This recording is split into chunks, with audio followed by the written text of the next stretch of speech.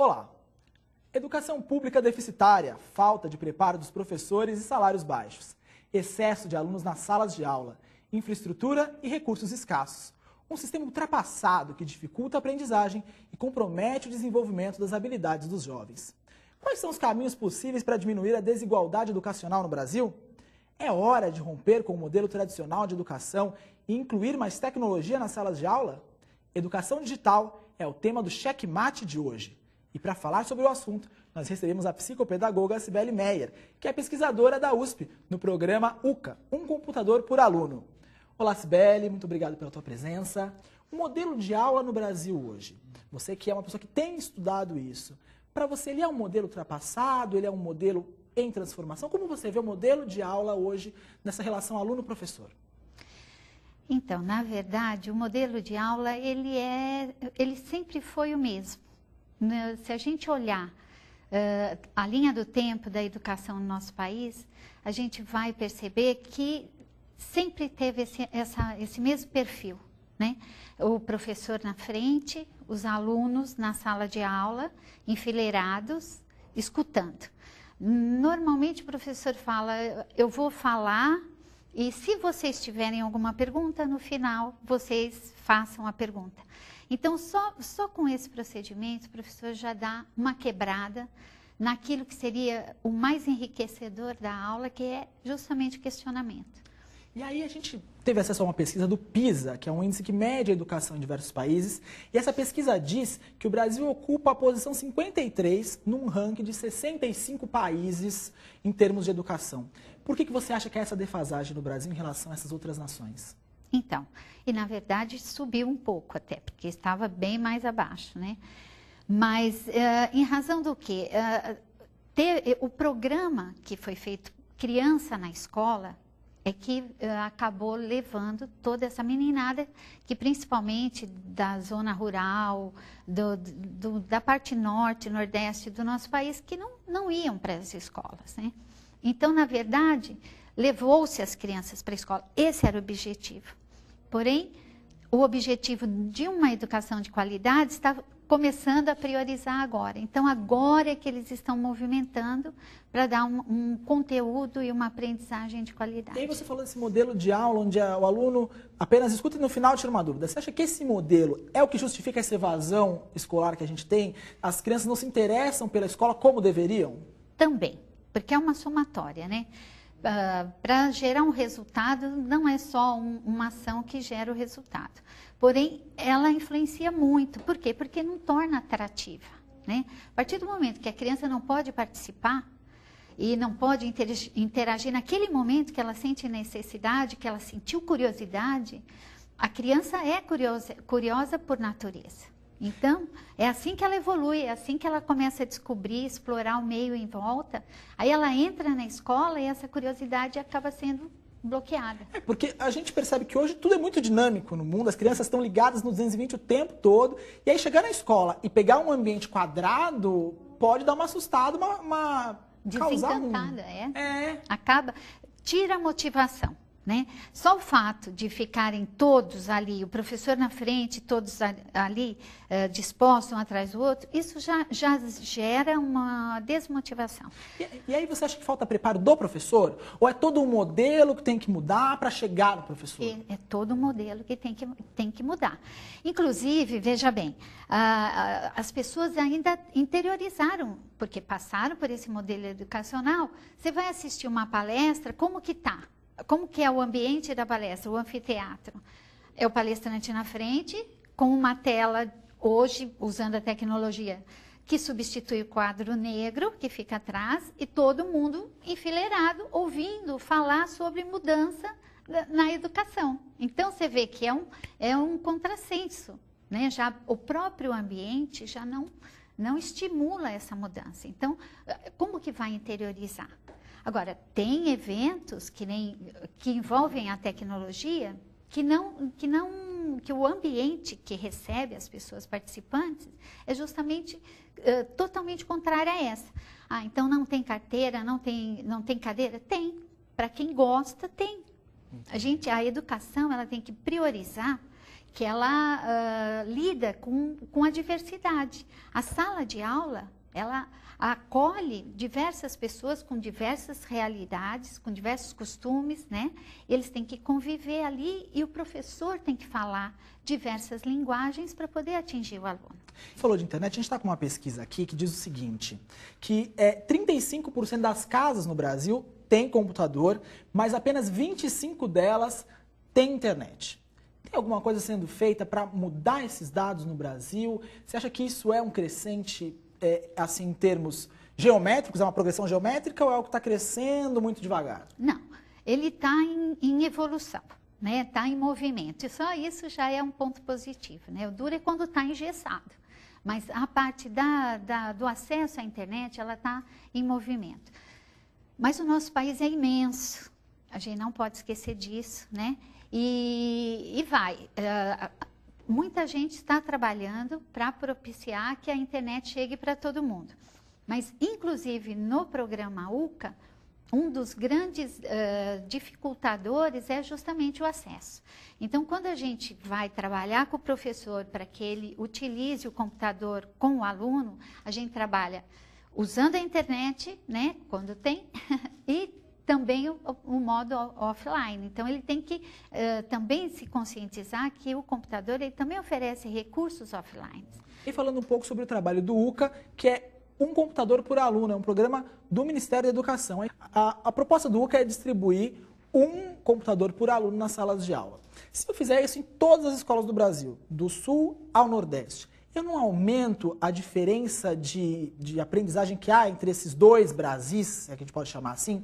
Porque qual que é a minha impressão? Que se eu coloco um computador na mão de um aluno do Sul que já está muito mais ligado à internet, ele vai se virar muito bem. No aluno do Nordeste que não está ligado à internet, isso não vai se tornar mais uma coisa para atrapalhar o aprendizado? Mais uma geringonça que ele vai ter que ali aprender a lidar? Não. Porque o aluno, a criança, o adolescente, ele não enxerga o computador como uma geringonça. Muito pelo contrário, ele se sente atraído pelo computador, pelos recursos digitais, né? E não só o computador também. O celular é um dispositivo que tem quase que tudo que o computador oferece, ele também oferece, né? Então, essa defasagem, não, eu acho que vai, inclusive, ajudar muito mais. Por quê? Porque lá no Nordeste, vamos supor, ele vai ter um recurso para que ele possa pesquisar a realidade dele. Como que é o clima dele, quais as plantações que podem ser feitas lá, as culturas e tudo mais. Assim como no Sul. Então, o nosso país, a diversidade é imensa, além do tamanho. Então, o fato de distribuir, a ideia é essa. O programa UCA, ele já teve 2 fases, que foi o pré-piloto, que eram 5 escolas no Brasil todo, né? Então, São Paulo, Tocantins, Brasília, Minas e Rio de Janeiro. 5 escolas. Aí o projeto que terminou no final de 2011, abrangeu 300 escolas, sendo que algumas já como uma forma de ver como reagiria o resultado da educação, né, da aprendizagem usando a tecnologia, tiveram 9 UCAs totais. O que são UCA total? A cidade inteira. Entendeu? Todas as escolas daquela cidade receberam os computadores. E aí uma outra preocupação que eu acho que essa inclusão digital na escola nos traz o professor está sabendo lidar com isso, seja com o computador, seja com o slide, que hoje a gente tem muito nas escolas, especialmente as do ensino mais privado. Porque qual é a impressão que a gente tem? Um professor que tem 40 anos de aula, um modelo já muito pré-definido de lidar com o aluno. Quando ele se dá conta que agora ele tem uma nova máquina, que ele vai ter que desenvolver uma outra coisa, ele consegue isso? Ou ele coloca aquilo de lado, não usa tanto, fala que aquilo atrapalha? Como é que está sendo esse preparo dos professores para lidar com essa realidade nova? Então, na verdade, o primeiro impacto é de receio. Por quê? Porque criou-se um rótulo, né, de que é difícil. De que é difícil e que se apertar uma tecla, ele explode. Então, muitos os professores mesmo de mais idade, com mais de 40 anos e tudo mais, eles ainda tinham esse rótulo de que era muito difícil. Porém, quando você apresenta para ele o computador e ele vai vendo que não é esse bicho de 7 cabeças e que as possibilidades que ele promove, ele acaba se envolvendo de tal forma que ele esquece que havia essa dificuldade. Então, quando a formação não ensina a mexer, né? Ela ensina você a lidar com ele. Como você pode usar ele como um recurso, mais um recurso. Também não é o único. Que nem fala, então não vai ter mais caderno. Não, a gente precisa parar com essa mania de substituir. Né? Cada coisa nova que aparece, que nem apareceu o DVD, pronto, agora acabou com o cinema. E não é assim. A gente sabe que tem... É agregador e não é o somar, sempre o somar, né? Então, o computador, ele é mais um recurso para ajudar o professor justamente a isso, a diversificar as linguagens, para poder atingir o aluno que gosta, porque também tem jovem, tem criança que não se sente atraído. Não é uma unanimidade. Todos gostam. Também tem jovem que não gosta. A gente tem 53% de estudantes no Brasil com acesso à internet. Esse índice é o mesmo que a Europa tinha nos anos 2000. É um desafio colocar internet na escola, porque se nem em casa eles têm esse acesso. Então, e na verdade, quando se coloca o computador na escola, o objetivo também é trazer a família. Entendeu? Para o mundo digital. Então, por isso que a proposta do projeto é justamente para que ele possa levar. E quando se tem o projeto na escola, os pais, às vezes, vão para a escola, nas reuniões, aumentou incrivelmente o número de participação dos pais, porque eles iriam ter acesso ao computador. A tecnologia bem utilizada, ela melhora o rendimento dos alunos ou ela é só mais um elemento? Não, com certeza. Melhora muito. Por quê? Porque ele tem uma autonomia para poder pesquisar, para poder ler aquilo que se sente interessado, motivado, que é o que a gente falou no começo, que ele não tem motivação porque fica estático. Com o computador, não. Agora, o que precisa mudar justamente é esse conceito do professor. Não é mais assim, tem muitos professores que começam a usar o computador e leva a URL já. Vocês acessem essa URL e todo mundo acessando aquela URL. Então, não é assim. Ensina a pesquisar. Ensina como buscar nos sites de busca, dentro daquele tema e tudo mais, e trabalhe com essa diversidade, com essa troca, com essa interação, né, com essa partilha, que são habilidades do século XXI. E aí tem outro impedimento nessa questão toda da tecnologia na escola, que é o índice de analfabetismo. O censo do IBGE de 2010 mostrou que 18% do Nordeste é analfabeto e 6% da região Sul. E aí eu quero saber de você o seguinte, Sibeli, diante desse cenário, tecnologia na sala de aula tem que ser uma prioridade no Brasil? Mas isso você me responde depois do intervalo. Checkmate vai para um rápido intervalo, não saia daí.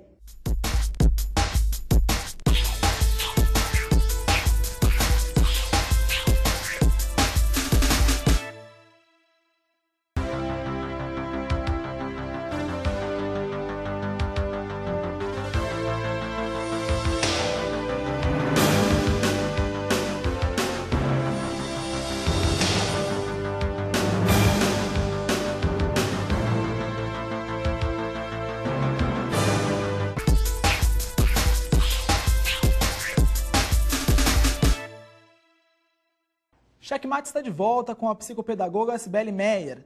Sibeli, no bloco anterior eu te perguntei se a tecnologia tem que ser uma prioridade no Brasil diante do cenário de analfabetismo que a gente tem.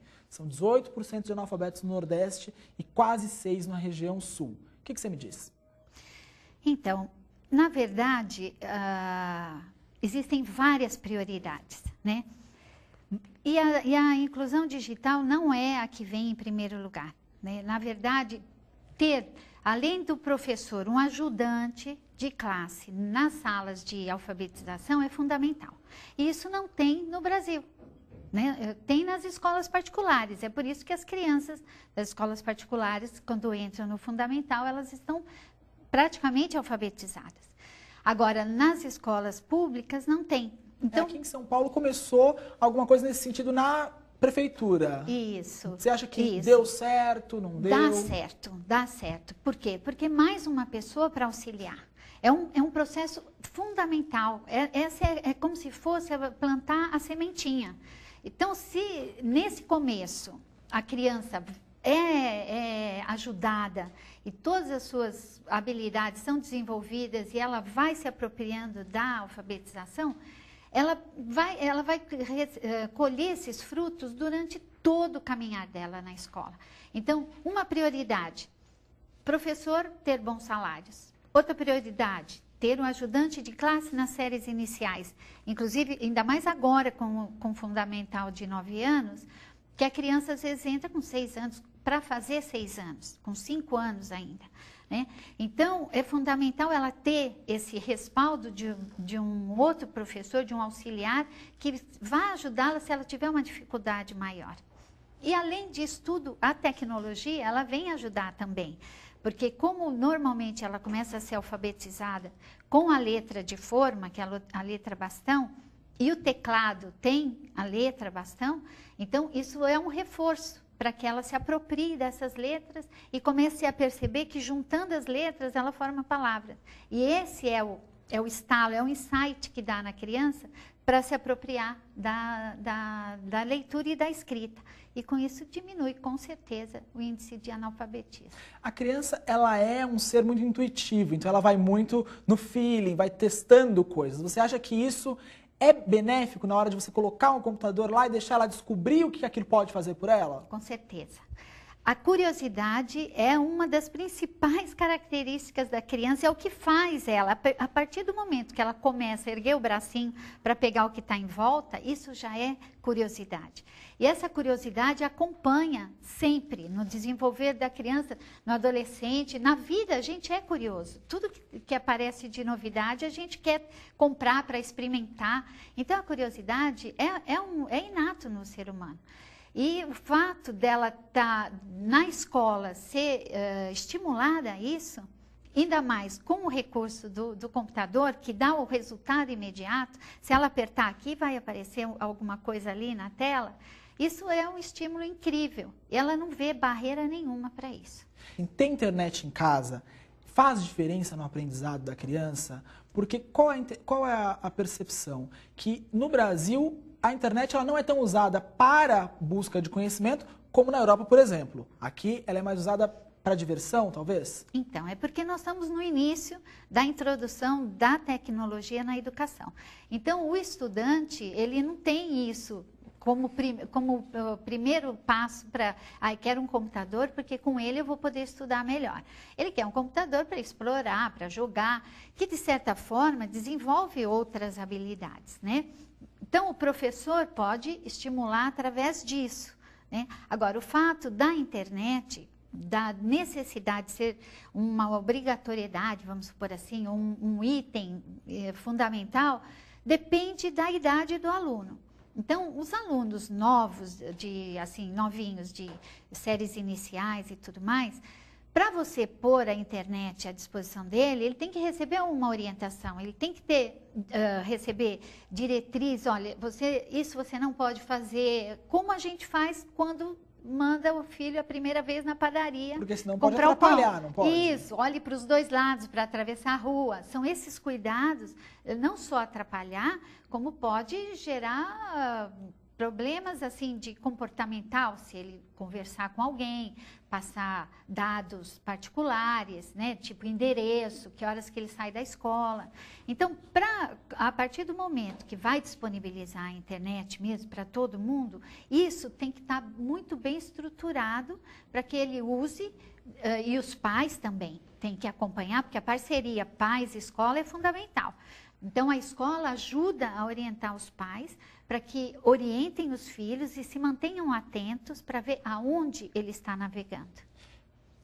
E aí você me disse que o Brasil está caminhando para essa inclusão digital no colégio.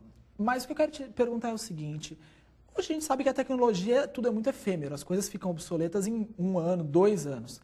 o governo vai ter condições de manter esses equipamentos atualizados? Ou a gente vai ter hoje um equipamento novo e daqui 2 anos, sem verba, vamos ter equipamentos obsoletos que também não vão mais acrescentar nada ao ensino? Então, na verdade, o que torna obsoleto, porque às vezes não ter o último modelo não é o problema, né? Ele pode não ser o top de linha, mas ele vai dar para o gasto, que nem fala. Ele vai conseguir, quem detém o aparelho vai conseguir navegar e tudo mais, não é empecilho. O que eu não sou muito favorável é, no caso dos tablets agora, eles já virem com o conteúdo, entendeu? A gente temos que nos libertar desse engessamento. Então, o professor ele tem que saber, e ele sabe, que na internet ele pode dispor dos livros que ele quiser. Então, seria muito mais interessante esses tablets, no caso, virem com indicações de sites que têm livros didáticos, livros que são clássicos, para que o professor baixasse aqueles que ele tem necessidade naquele momento, que de repente ele vai trabalhar com um aluno e ele sabe, ele vai ver se está disponibilizado na internet, vai baixar no tablet dele, entendeu? Então, não dá, porque se coloca as aulas, vou pôr esses vídeos aqui, vou pôr esses livros aqui, ele vai automaticamente torna obrigatório usar aquilo ali. Volta a engessar algo que já estava engessado.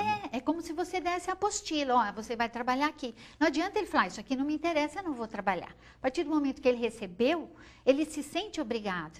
É esse engessamento que tem que mudar com o uso da tecnologia, porque ela é muito mais do que isso. Você acha que então a grande questão não é incluir tecnologia, mas incluir novos modelos de se dar aula onde a tecnologia caiba? Tudo. Porque, na verdade, o modelo de dar aula seria assim, não mais o professor fica lá discursando e os alunos como ouvintes. Ele vai falar, hoje nós vamos trabalhar tal tema, tá? E nós temos isso para pesquisar, isso para pesquisar. Então, deixa aquele que se identificou mais com aquele segmento do tema, ele vai pesquisar. Aí está a motivação, entendeu? Aí ele vai obter um produto, um resultado dessa pesquisa. Aí ele vai compartilhar com a classe, assim como todos os outros, sempre trabalhando em grupo. Isso tem que ser sempre estimulado e não o trabalhar sempre sozinho, porque como vai partilhar sozinho? Então, são esses conceitos na educação que a gente tem que deixar, tem que guardar, arquivar, deixa para lá, vamos usar tecnologia, beleza. Vamos usar caderno também, vamos usar livro físico também, mas vamos usar tudo que a tecnologia nos disponibiliza, tudo isso para abranger todos os tipos de linguagem, todos os tipos de perfis de aluno, para resultar o quê? Numa aprendizagem. Para aprender tem que ter significação. Só tem significação quando interessa. Se eu vou falar numa escola rural de praia, ele não é a realidade dele, ele não vai se apropriar, entendeu? Então, se eu for falar de fazenda, de gado, de plantação, ele vai se apropriar. Então, aí está um grande caminho para a aprendizagem, para a gente subir nos índices. Em setembro de 2011, o agora ex-ministro Fernando Haddad informou a compra de tablets para a distribuição dos professores do ensino médio. Ele também deu um dado de que em 2010, dá uma olhada, 70 milhões de reais foram investidos em educação digital no Brasil. Esse programa é um checkmate e é a minha hora de colocar você contra a parede. Esses tablets vão virar arma poderosa para os professores melhorarem o ensino nas escolas ou vai virar arma na mão de político para facilitar desvio de verba pública? Então, se ficar o tablet só para o professor, talvez vá por esse caminho.